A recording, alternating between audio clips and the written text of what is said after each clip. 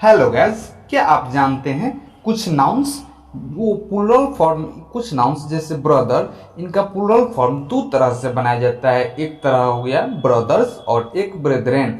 जैसे some nouns has two different plurals with different meaning.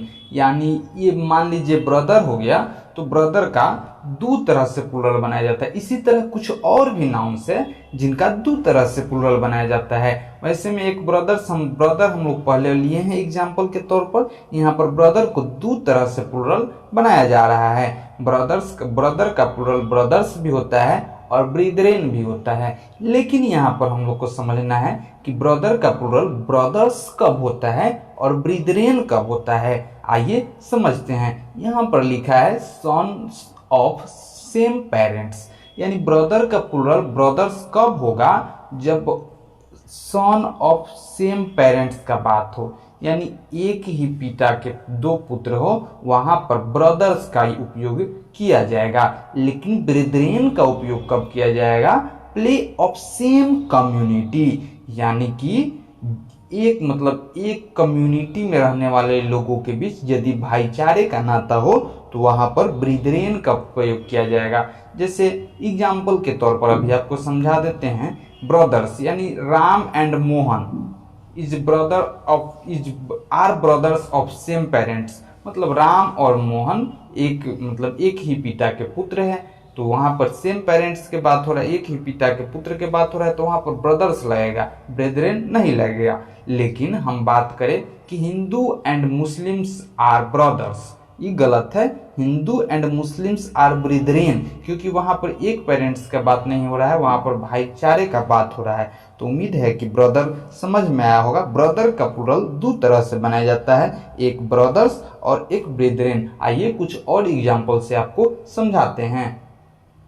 हम लोग के सामने एग्जाम्पल है, the father advised his sons that all the brethren should respect one another, मतलब पिता ने अपने पुत्रों को सलाह दी कि वे एक दूसरे का परिवार में सम्मान करें। यानी यहाँ पर एक पिता अपने ही पुत्रों को क्या कर रही है? सलाह दे रही है। तो यहाँ पर एक ही पिता के पुत्रों की चर्चा हो रही है, तो ब्रिदरेन कहना पूरा तरह से गलत है। यहाँ पर ब्रदर्स होना चाहिए, जैसे नीचे लिखा गया है, the father advised his sons that all the brothers should respect in the family. यानी एक ही पिता के जब पुत्रों की बात हो तो ब्रदर्स का यूज करना चाहिए। यहाँ पर ब्रदर्स का उपयोग किया गया है, यह एकदम से सही है। हम लोग के सामने क्वेश्चन है, Hindus and Muslims are brothers in India and they live peacefully. क्या यह सही है? नहीं। Hindus and Muslims are brothers कहना गलत है, क्योंकि यहाँ पर भाईचारे का बात हो रहा है, एक ही पिता के पुत्र का बात नहीं हो रहा है। इसलिए यहाँ पर ब्रदर्स नहीं ब्रिदरेन होगा। तो ब्रदर्स यहाँ यूज किया गया है, यह गलत है। Hindus and Muslims are brethren in India and they live peacefully, यहाँ पर सही है, क्योंकि हिंदूज एंड मुस्लिम्स के बीच भाईचारे का नाता है। यहाँ इसका अर्थ है Hindus and Muslim are brethren in India, मतलब कि हिंदू और मुस्लिम भारत में भाई भाई है। एंड दे लिव पीसफुली, वे शांतिपूर्ण रहते हैं। यहाँ पर एकदम से सही है। ठीक है, आइए आगे देखते हैं। क्या आप जानते हैं कि क्लॉथ का भी प्लूरल दो तरह से बनाया जाता है? यानी क्लॉथ का प्लूरल एक क्लॉथ्स होता है और एक क्लॉथ्स होता है। केवल TH में S लगा दिया जाता है क्लॉथ्स, और CLOTHES जब लगाया जाता है क्लॉथ्स। यानी क्लॉथ का प्लूरल दो तरह से बनाया जाता है। यहाँ पर क्लॉथ्स का जब क्लॉथ का प्लूरल क्लॉथ्स से बनाया जाता है तो इसका अर्थ होता है पीस ऑफ क्लॉथ्स, मतलब पीस ऑफ क्लॉथ्स यानी कपड़े का एक टुकड़ा जो टेबल वेबल पर बिछाया जाता है, वो कपड़े का एक टुकड़ा। और ई क्लॉथ्स का मतलब होता है जो हम लोग पहनते हैं, उसको हम लोग क्लॉथ्स कहते हैं। आइए आगे एग्जाम्पल देखते हैं।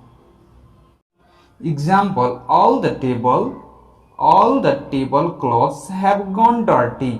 यानी टेबल के क्लॉथ का जब चर्चा होता है तो वहां पर क्लॉथ्स होता है, THS होता है, ना कि THES होता है। यहाँ पर यह गलत है। और यह सही है। इसी तरह हम लोग का एग्जाम्पल है, the clothes you are wearing are very costly. जब पहनने वाला क्लॉथ का चर्चा होता है तो क्लॉथ्स ई वाला क्लॉथ्स नहीं होता है, ई वाला होता है, इसलिए यह वाला क्लॉथ गलत है। जब पहनने के बात हो, वियरिंग माने होता है पहनना, जब पहनने का बात हो तब ई क्लॉथ सही होता है, क्लॉथ्स नहीं। तो यहाँ पर यह गलत हो जाएगा और यह सही हो जाएगा।